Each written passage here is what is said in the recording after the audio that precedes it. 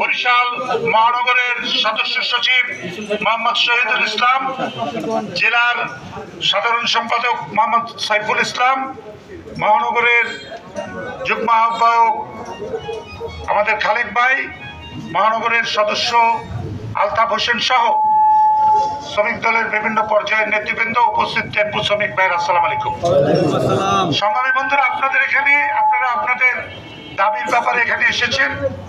আমরা আপনাদের এই দাবির ব্যাপারে আমরা আগে পরে জানি, কারণ আগে জানি এই কারণেই যে টেম্পু শ্রমিকদের একটা বড় অংশ এই হাসিনা বিরোধী আন্দোলনের শ্রমিক দলের পাশে ছিল।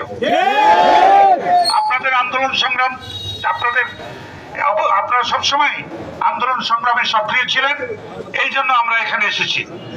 আর আমরা যে 17টি বছর আন্দোলন সংগ্রাম করেছি, আমাদের মূল লক্ষ্য ছিল মানুষের ভোটাধিকার যেন মানুষের কাছে ফেরত যায়। আমরাও চাই যে আপনাদের এখানে যারা আছে তাদের মধ্যে থেকে আপনারা যাকে পছন্দ করবেন, যাকে আপনারা ভোটের মাধ্যমে নির্বাচন করবেন, তাকে সেই যেন আপনাদের প্রতিনিধি হিসেবে থাকে।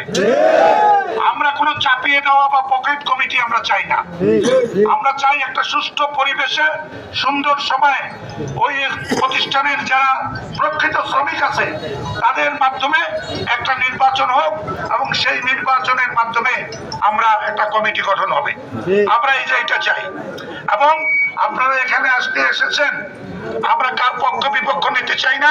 আমরা শুধু একটাই বলতে চাই, শ্রমিক আজকেও খেটে খায়, কালকেও খেটে খাবে।